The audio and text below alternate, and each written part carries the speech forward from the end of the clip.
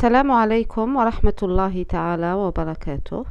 On se retrouve aujourd'hui euh, pour cette séance de travaux dirigés afin de résoudre donc l'exercice numéro 11 de la série sur les réseaux électriques, partie régime variable. L'énoncé de l'exercice est comme suit. Soit les représentations séries et parallèles d'un condensateur illustré sur la figure ci-contre. Donc, la première figure représente une modélisation d'un condensateur en série avec sa résistance de fuite. Et sur la seconde figure, on a une modélisation parallèle du même condensateur, mais cette fois-ci, donc en représentant la capacité CP du condensateur en parallèle avec sa résistance de fuite.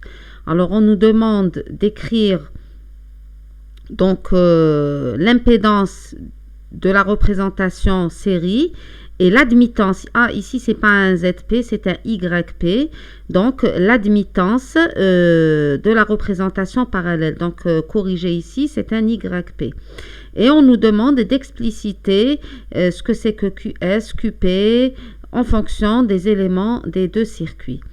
Par la suite, on nous demande de donner ou de trouver les conditions pour lesquelles les deux représentations, série et parallèle, soient équivalentes. Enfin, on nous demande de refaire le même travail, mais cette fois-ci avec une bobine. Donc, pour la séance d'aujourd'hui, on va traiter la première partie relative à la représentation ou à la modélisation du condensateur. Et je vous laisse le soin de traiter le deuxième cas de la bobine chez vous et de me l'envoyer par courrier électronique afin que je puisse vous le corriger. Et donc, sans plus tarder, on passe à la résolution de cet exercice. L'objectif de cet exercice, donc on va le noter. L'objectif de cet exercice est de modéliser, donc c'est la modélisation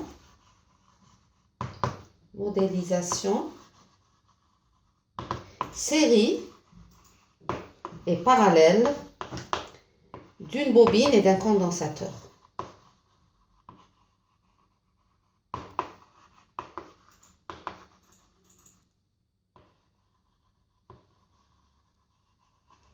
Alors, cette modélisation est très importante et vous ne verrez son importance que lorsqu'on va faire donc le circuit résonant parallèle.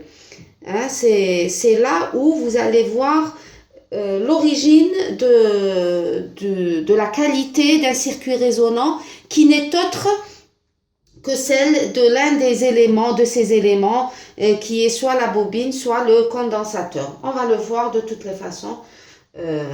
Quand on fera les circuits résonants. Alors cet exercice, comme on l'a vu tout à l'heure, il porte sur la modélisation d'un condensateur et d'une bobine. Pour ce qui est du TD, on va faire le cas du condensateur et je vous laisse le soin de faire la modélisation série et parallèle de la bobine. Donc vous allez la faire chez vous sur feuille, vous scannez, vous m'envoyez, je corrige. D'accord? Et donc on commence par la modélisation donc du condensateur. Pour cela, il faut que j'ai de l'espace, donc je vais tout effacer. Hein, et je voudrais qu'on traite le problème en parallèle, c'est-à-dire la série, la parallèle en même temps. J'efface même ceci. Donc la représentation série, je le mets ici. Et là, la représentation parallèle.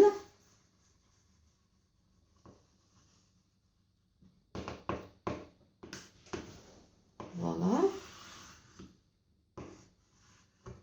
Donc, le condensateur en représentation série se présente comme la mise en série d'une résistance RS et d'un condensateur parfait de capacité CS branché entre eux, donc deux points A et B. Alors, cette branche est définie par une impédance que je noterai ZS. Quant à la représentation parallèle, toujours entre les deux points A et B, j'ai la mise en parallèle donc d'une résistance que j'appellerai RP, relatif à la première lettre de parallèle, et un condensateur de capacité CP. Même chose, donc c'est relatif à la lettre parallèle. Et ceci est caractérisé par une admittance YP. Là, ça rejoint un peu l'exercice 8 où je vous avais dit, quand on a des représentations série, il faut tout de suite penser à écrire des impédances. Et quand on est en représentation parallèle, il faut avoir le réflexe de travailler en admittance. Alors, on va travailler en même temps la représentation série et la représentation parallèle. Donc là, je vais écrire ce que c'est que ZS. ZS, c'est pas autre chose que donc RS plus ZCS qui est égal à quoi? Qui est égal à 1 sur JCS oméga. Quant à YP, donc c'est Y de RP, donc c'est 1 sur RP, plus YCP qui est égal à l'inverse de 1 sur JCP, oméga CP, et c'est donc JCP oméga. Voilà. Et on va les mettre, toutes ces deux expressions vont être mises sous une forme particulière. Donc là, je vais faire sortir RS en facteur. Et donc, ça va me donner RS facteur de 1 plus 1 sur JCS RS oméga. Et parallèlement, YP s'écrirait, donc là, j'ai fait sortir RS, là, je fais sortir 1 sur RP. Et donc, je vais avoir 1 plus J, CP, RP, oméga. Voilà. Alors, quand il y a des J au dénominateur, il dérange toujours. Donc, si je le fais monter en haut, qu'est-ce que je fais? Je vais multiplier par un moins parce que ça revient à multiplier le numérateur et le dénominateur par J. Voilà. Et donc, je vais avoir moins J sur CRS oméga. Et là, plus J, CP, RP oméga. Donc, si je pose, dans ce cas, si je pose QS égale à 1, donc ce terme, 1 sur RS, CS oméga. Et ici, je mets QP égale à CP, RP oméga. Mon ZS serait donc, se mettrait sous la forme RS facteur de 1 moins JQS. Et là, YP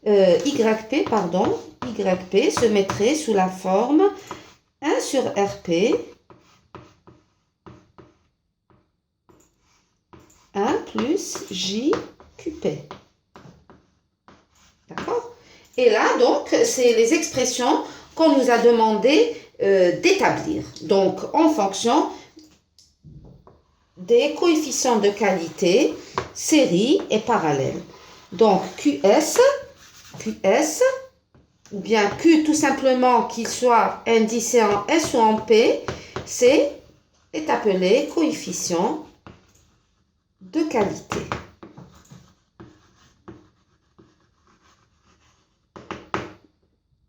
Une fois, c'est le coefficient de qualité en représentation série. Une fois, c'est le coefficient de qualité en représentation parallèle. Donc ça, c'est pour la première et deuxième question, puisqu'on a combiné les deux. Donc la représentation série, c'est la première question. La représentation parallèle, c'est la deuxième question.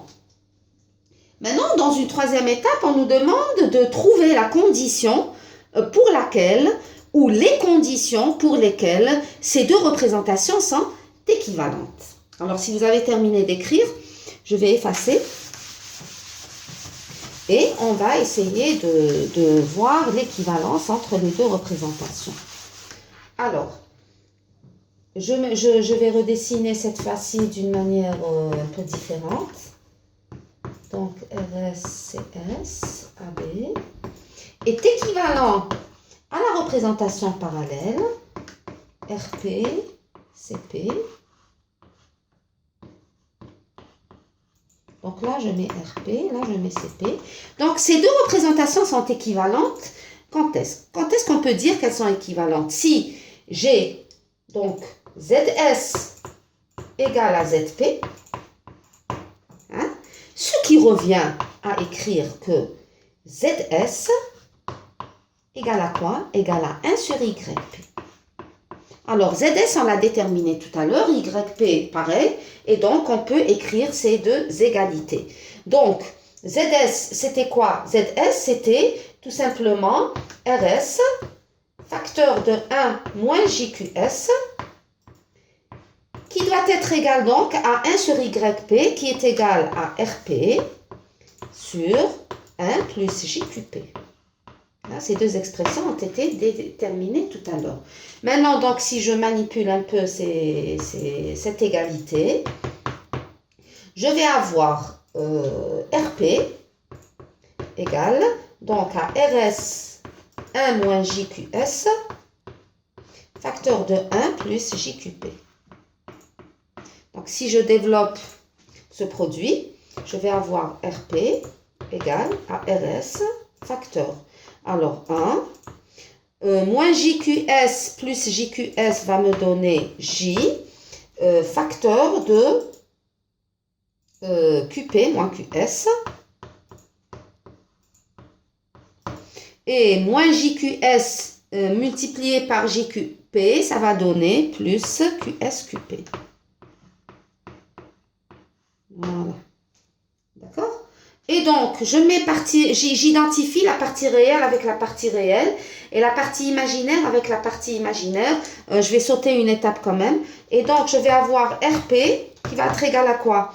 La partie réelle ici, elle est constituée de quoi? Elle est constituée de RS, facteur de 1, plus RS, facteur de QSQP. Donc, la partie réelle qui est égale à RP serait égale à RS, facteur de 1, plus QSQP. Et la partie imaginaire de RP, c'est quoi? La partie imaginaire de RP, c'est 0, puisque c'est un nombre réel, qui est égal à la partie imaginaire du second nombre, qui est représenté par RS, facteur de QP, moins QS. Voilà. Donc, ce sont les deux conditions à vérifier pour que les deux représentations soient équivalentes. Alors, je vais numéroter. Cette première relation, je lui affecte le numéro 1. La deuxième, je lui affecte le numéro 2. Et j'efface en haut pour pouvoir donc discuter un peu ces deux conditions auxquelles on a abouti. Donc, je les réécris en haut quand même, c'est plus pratique. C'est RS, facteur de 1 plus QS, QP.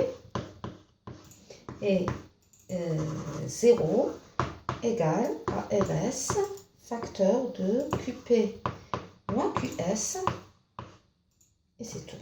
Donc, AD, c'est le numéro 1, et celle-là, c'est le numéro 2. Voilà.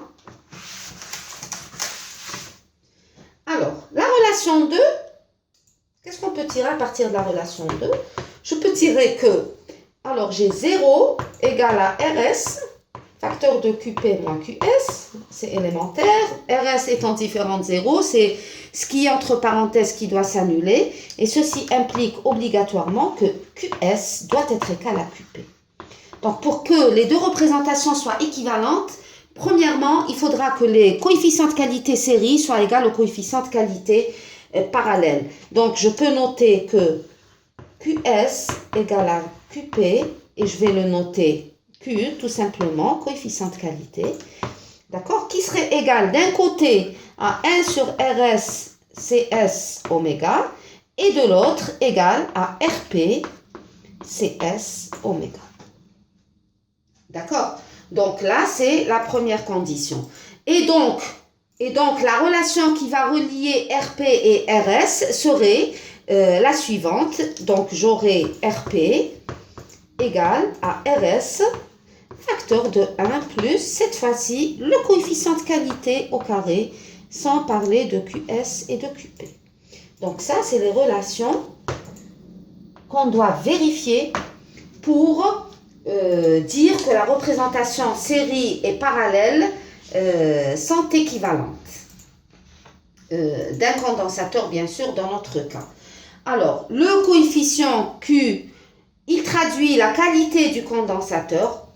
Et cette qualité est d'autant meilleure dans un circuit série lorsque RS est faible, parce que le coefficient de qualité est donné en fonction de l'inverse de RS. Donc, plus RS est faible, plus la qualité du circuit série est importante.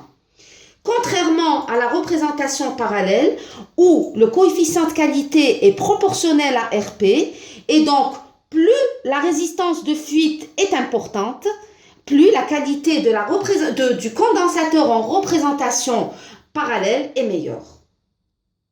Donc, il faut retenir ceci. Donc, plus RS, lorsque RS augmente, la qualité QS, elle diminue. Et lorsque RP augmente, la qualité du condensateur en représentation parallèle va augmenter. Et c'est pour cela que je vous avais dit tout à l'heure que vous allez voir quand on va faire les circuits résonants, surtout en représentation parallèle, on va utiliser ces résultats. D'accord ? Parce qu'à chaque fois qu'on a un condensateur sans résistance, ça voudra dire que la résistance de fuite de ce condensateur, elle est très grande devant l'impédance du condensateur pur. Et donc, c'est pour ça qu'on ne la représente pas, parce qu'elle est infinie par rapport. Et c'est la même chose lorsque j'ai la représentation série. Si je ne mets pas de résistance, c'est que la résistance R, elle est tellement faible que je la néglige devant l'impédance du condensateur pur. Et ce même raisonnement est valable, bien sûr, pour la bobine. Alors, généralement, on parle de qualité. Quand on parle de bonne qualité d'un élément, ceci veut dire que le coefficient de qualité est important. D'accord ? Ceci veut dire que le coefficient de qualité est important. Donc, on va se mettre dans cette situation où la qualité de mon condensateur est assez bonne. Donc, si le coefficient de qualité Q est très grand devant 1, alors on va se mettre dans le cas d'une bonne qualité du condensateur, que ce soit en représentation en série ou en représentation en parallèle. Dans le cas d'une bonne qualité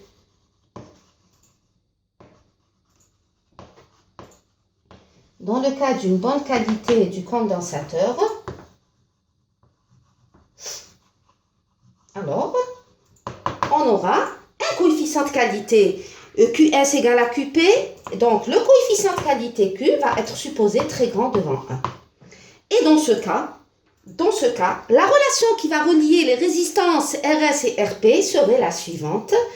J'aurai RP qui serait pratiquement égal à RS fois coefficient de qualité au carré. Et normalement, ce résultat, vous l'avez observé en TP lorsque on a fait les circuits résonants et on a fait la partie du circuit résonant parallèle. Si on compare la résistance R du circuit parallèle, elle était pratiquement égale à RS, le coefficient de qualité carré.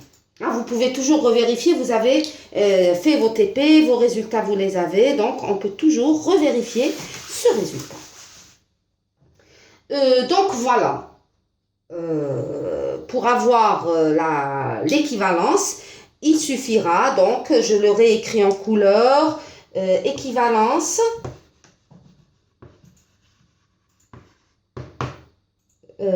série parallèle,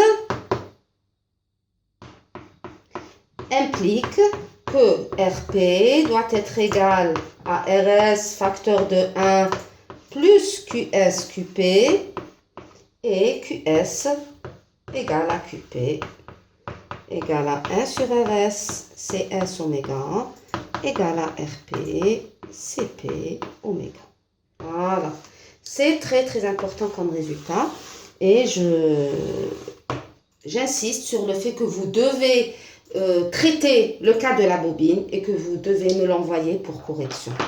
Alors voilà, si vous n'avez pas de questions, et j'ose espérer que vous avez développé tous ces calculs avec moi, que vos cahiers sont à jour. Et donc, sans plus tarder, je vous dis merci pour votre attention et au prochain TD, bi'idnillah. Wassalamu alaikum wa rahmatullahi ta'ala wa barakatuh.